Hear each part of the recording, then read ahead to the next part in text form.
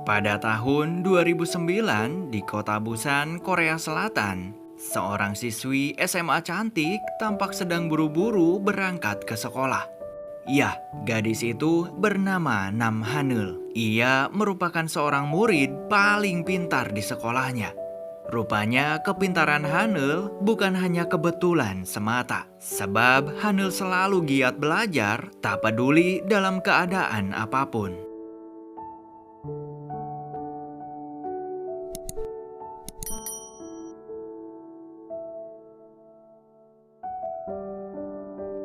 Suatu hari, Hanul dan keluarganya memutuskan untuk pindah ke kota Seoul. Kedatangannya tentu membuat siswa yang paling pintar di sana merasa terusik. Dan pria itu bernama Io Jongwoo. Jongwoo dan kawan-kawan mencoba untuk mendekati Hanul. Namun tampaknya gadis itu sama sekali merasa tak nyaman jika belajarnya diganggu orang lain. Jongwoo sendiri sangat dihormati di sekolah berkat kepintaran dan juga kejeniusan otaknya. Akan tetapi, lagi-lagi ia dibuat keheranan setelah melihat Hanul melakukan olahraga sambil belajar.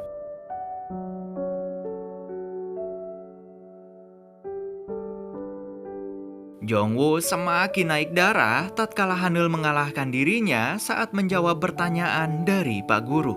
Bahkan gadis itu menjawabnya tanpa harus mengotret terlebih dahulu seperti yang Jongwoo lakukan. Tentu saja pertanyaan semacam itu seolah-olah udah di luar kepala untuk murid yang sangat gila belajar seperti Hanul. Tak mau menyerah begitu aja, Jongwoo kemudian berangkat ke sekolah lebih awal. Namun, lagi-lagi Hanul datang dan menyerobot Jongwoo untuk masuk kelas duluan. Beberapa hari kemudian, Jongwoo dan kawan-kawan terus memperhatikan Hanul yang sangat terobsesi dengan belajar. Dan tentu saja perilaku Hanul begitu jauh bertentangan dengan Jongwoo yang seringkali malas-malasan untuk belajar. Saat itu, Jongwoo tampak gelisah dengan hasil nilai UTS-nya yang akan segera dibagikan. Meski begitu, kedua sahabatnya meyakinkan Jongwoo bahwa Hanul pasti tak akan mampu untuk mengalahkan nilai milik Jongwoo. Bahkan sejumlah murid melakukan taruhan dan mereka menjagokan Jongwoo untuk mengalahkan nilai UTS-nya Hanul. Alhasil, mimpi buruk yang Jongwoo takutkan benar-benar terjadi, di mana Hanul telah berhasil mengalahkan nilai UTS-nya Jongwoo. Dalam seketika, tubuh Jongwoo pun langsung tergulai lemas dan segera dilarikan ke UKS. Tentu saja Jongwoo begitu syok karena baru kali ini nilai UTS-nya Jongwoo bisa dikalahkan oleh murid lain. Ya, Nam Hanul adalah orang pertama dan satu-satunya yang bisa melakukan hal itu. Jelas kekalahan Jongwoo tersebut membuat gempar satu sekolah, sehingga Jongwoo merasa malu setengah mati dan bertekad untuk balas dendam. Dengan semangat menggebu-gebu, Jongwoo kemudian belajar dengan 2 kali lebih giat daripada Hanul. Sebagai siswa paling pintar di sekolah, tentu Jongwoo tak mau kalah dari Hanul. Ia bahkan memakan kopi instan 2 bungkus sekaligus agar tak ada rasa kantuk yang membuatnya malas belajar. Hingga pada akhirnya usaha Jongwoo pun membuahkan hasil, di mana ia bisa mengalahkan Hanul untuk pertama kalinya saat mereka berdua sedang beradu cepat mengerjakan soal di depan kelas.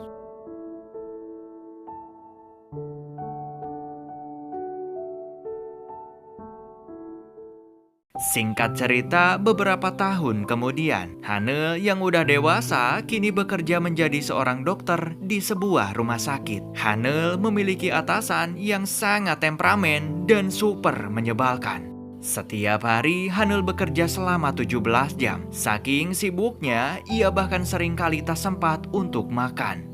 Bekerja di bawah tekanan dan sering telat makan, serta kurangnya istirahat yang cukup, tentu saja membuat perut Hanul sakit hingga ia jatuh pingsan di tengah jalan.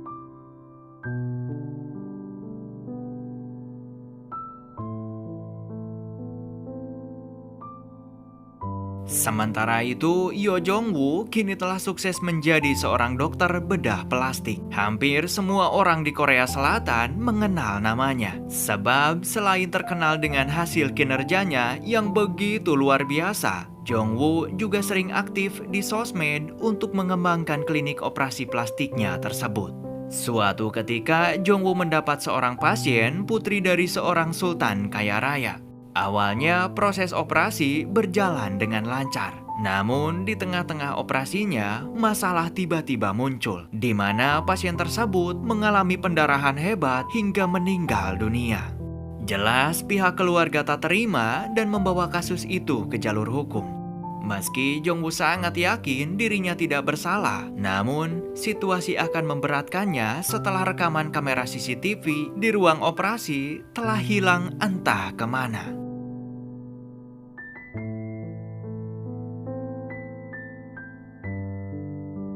Jong-woo harus menjalani serangkaian persidangan, di mana kasus Jong-woo akan semakin berat karena pihak kepolisian berhasil menemukan sebuah botol cairan pengencer darah di kliniknya Jong-woo. 그럴 리가 없습니다. 저는 전혀 모르는 일입니다.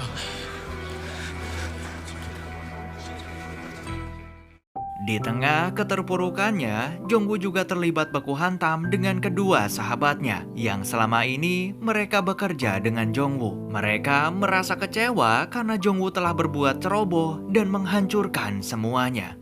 Tak cukup sampai di situ, Jong-woo juga harus menjual semua harta dan aset yang ia miliki untuk membayar kerugian serta denda yang mencapai hampir 4 miliar won. Karirnya telah hancur, hutang yang banyak, serta kehilangan dua sahabatnya. Jelas membuat perasaan Jong-woo benar-benar begitu terpuruk dan hampir putus asa.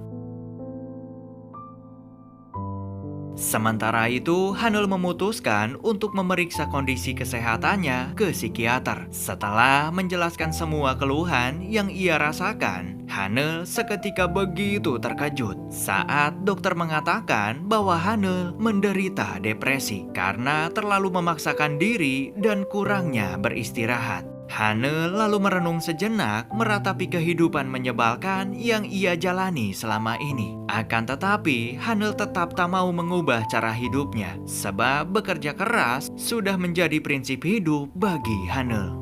Ketika Hanul pulang, ia begitu kaget saat melihat seorang pria sedang menangis di atap. Ya, ternyata pria tersebut adalah Jong-woo, di mana sekarang Jong-woo hidup melarat dan mengontrak di kamar atap milik ibunya Hanul. Malamnya, Jong-woo bercerita tentang masalah hidup yang sedang ia alami. Namun, alih-alih merasa prihatin, Hanul justru berharap Jong-woo segera pindah dari tempatnya. Jelas, Jong-woo pun kesal dan mengulutuk Hanul. Namun, tiba-tiba pamannya Hanul datang dan memperingatkan Jong-woo untuk menjaga sikap terhadap keponakannya tersebut.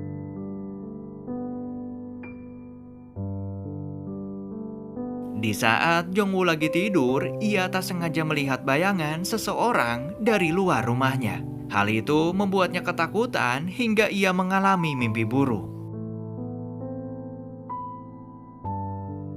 Esok harinya, Jong-woo mencoba mencari rumah kos di tempat lain. Namun, karena ia masih menjalani persidangan, maka pemilik kos menolak untuk menerima Jong-woo. Usai penolakan tersebut, Jong-woo lantas menemui Kyung-min, di mana Kyung-min merasa curiga kepada Dr. Kang yang bertugas sebagai dokter anestesi saat Jong-woo melakukan operasi itu. Di sisi lain, Hanul diminta oleh atasannya untuk membantu beliau menangani seorang pasien. Selain temperamen, ternyata si atasan juga kurang cukup kompeten dalam ilmu medis. Sehingga si atasan tampak kesulitan saat sedang menangani pasien di ruang operasi.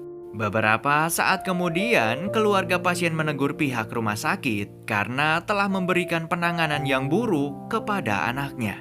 Si atasan lalu menyalahkan Hanul atas semua kesalahan tersebut. Ia menyuruh Hanul agar meminta maaf dan berlutut kepada pihak keluarga pasien. Padahal jelas-jelas semua itu terjadi akibat si atasan yang sama sekali tidak kompeten. Hanul yang udah muak dengan perlakuan atasannya yang edan itu, ia pun memilih untuk melawan dan berhenti dari pekerjaannya.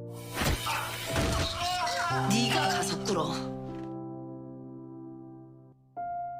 Hongran, sahabatnya, kemudian bertanya kenapa Hanul berhenti bekerja dan menghajar atasannya sendiri. Padahal semua itu pasti bisa diselesaikan dengan cara baik-baik. Namun, rupanya obrolan mereka berdua tak sengaja terdengar oleh sang ibu.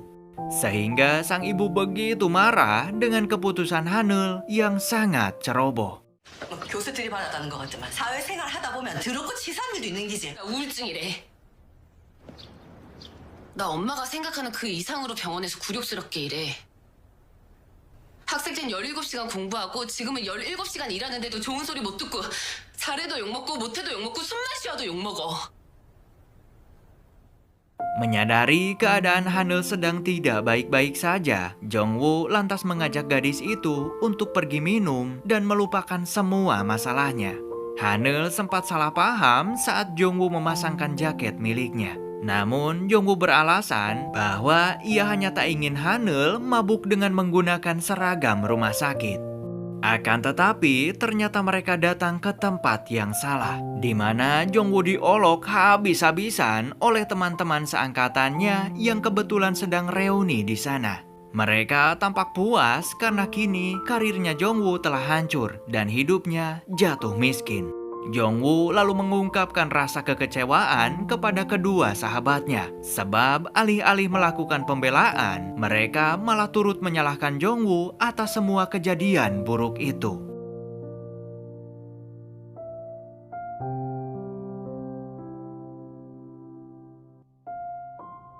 Usai melihat masalah hidup Jongwoo yang begitu menyedihkan, Hanul kemudian merasa kasihan kepada pria itu. Hanul juga baru sadar bahwa ternyata ia bukanlah satu-satunya orang yang sedang ditimpa masalah. Sebab keadaan Jongwoo saat ini sangat-sangat jauh lebih sulit.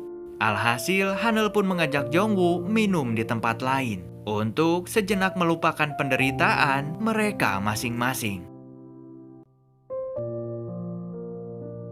Sementara itu, sang ibu begitu syok ketika adik Hanul membawakan obat depresi yang ia temukan dari kamarnya Hanul. Sang ibu lalu menangis karena ternyata putrinya itu benar-benar menderita masalah gangguan emosional. Sang ibu kemudian mengirimkan sebuah pesan permintaan maaf atas ucapannya tadi siang kepada putrinya tersebut. Tentu saja, Hanul seketika menangis saat ia membaca pesan dari ibunya. Dengan keadaan mereka yang lagi mabuk berat, maka Jongwoo juga tak mampu menahan air mata tatkala ia melihat Hanul menangis sejadi-jadinya di hadapan Jongwoo.